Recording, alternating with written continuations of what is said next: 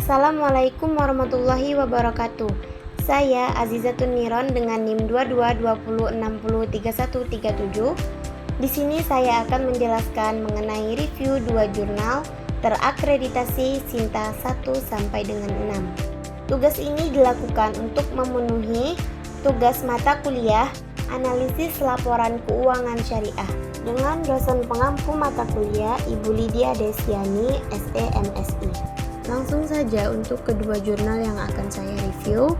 Jurnal pertama berjudul Analisis Kinerja Keuangan Perusahaan dengan metode MFA dan EFA pada PT Semen Batura Tbk yang terdaftar di Bursa Efek Indonesia atau BEI.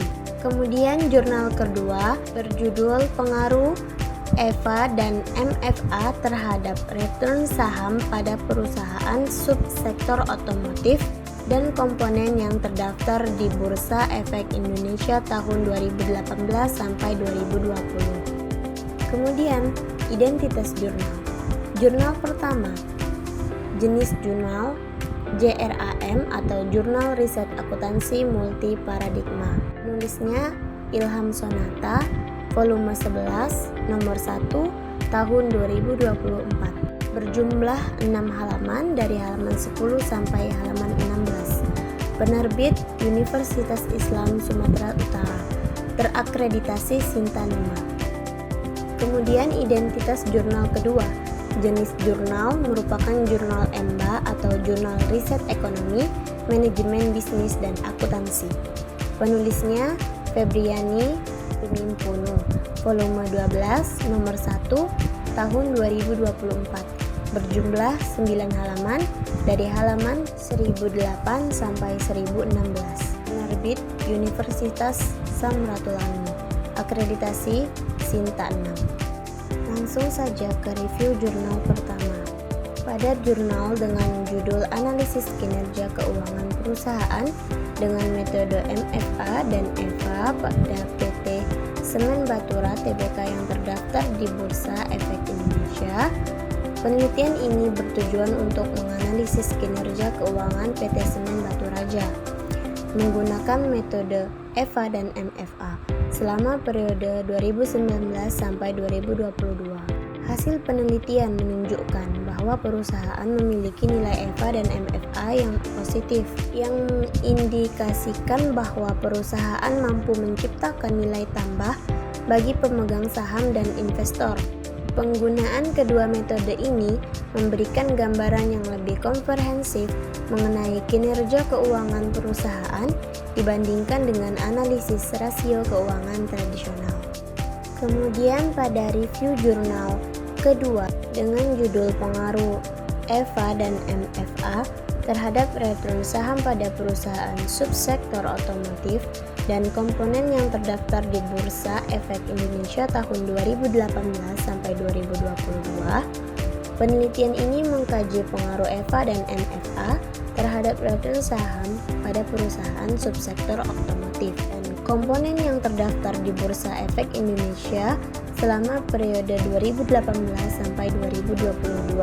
Hasil penelitian menunjukkan bahwa secara simultan EFA dan MFA berpengaruh signifikan terhadap return saham. Namun, secara parsial hanya EFA yang berpengaruh signifikan terhadap return saham, sementara MFA tidak berpengaruh signifikan. Temuan ini mengindikasikan bahwa nilai ekonomis yang dihasilkan oleh perusahaan EFA lebih dipertimbangkan oleh investor dalam pengambilan keputusan investasi dibandingkan nilai pemasaran perusahaan MFA. Selanjutnya yaitu perbandingan pada kedua jurnal yang saya review. Pada aspek jenis penelitian, jurnal pertama merupakan penelitian kuantitatif deskriptif, sedangkan jurnal kedua merupakan kuantitatif asosiatif. Kemudian pada aspek objek penelitian, pada jurnal pertama, satu perusahaan yaitu PT Semen Baturaja Tbk 2019 sampai 2022. Sedangkan pada jurnal kedua, 16 perusahaan otomotif dan komponen di BEI 2018 sampai 2022. Kemudian, pada aspek tujuan, jurnal pertama mengukur kinerja keuangan menggunakan EVA dan MFA.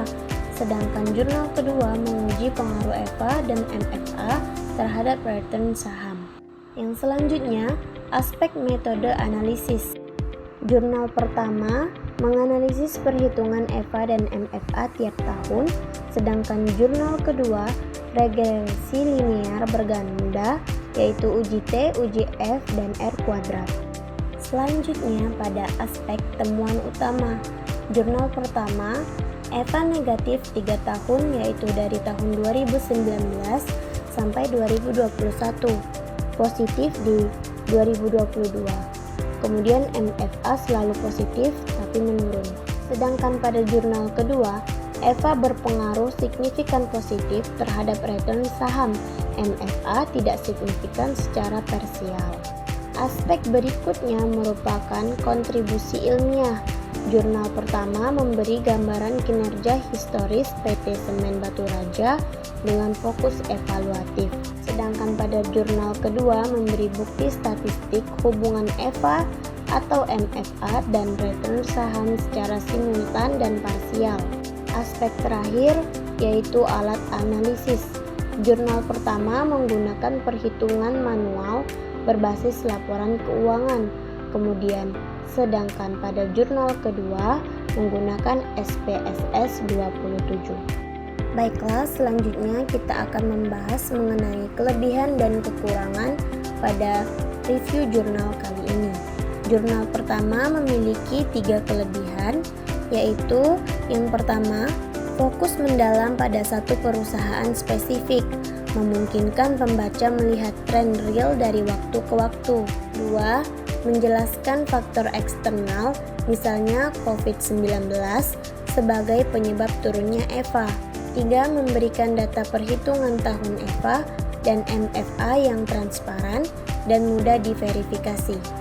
Kemudian, kekurangan pada jurnal ini yaitu yang pertama, tidak ada analisis statistik inferensial seperti regresi atau uji hipotesis. Jadi, tidak bisa digeneralisasi. Kemudian yang kedua, tidak membahas hubungan EVA dan MFA terhadap return saham, hanya fokus pada kinerja internal saja. Selanjutnya, kelebihan dan kekurangan pada jurnal kedua. Jurnal ini memiliki beberapa kelebihan. Yang pertama, menggunakan data panel dari banyak perusahaan sehingga hasil lebih generalisable. Kemudian menggunakan analisis statistik yang kuat seperti uji F, uji T, dan uji R kuadrat untuk menguji hubungan kausal.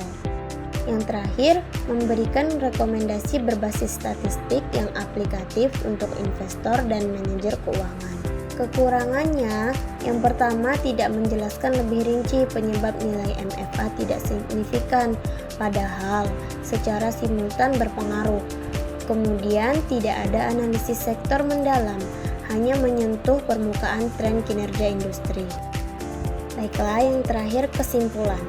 Kedua jurnal yang saya review sama-sama menggunakan EVA dan MFA sebagai alat ukur, namun memiliki pendekatan dan kedalaman yang berbeda.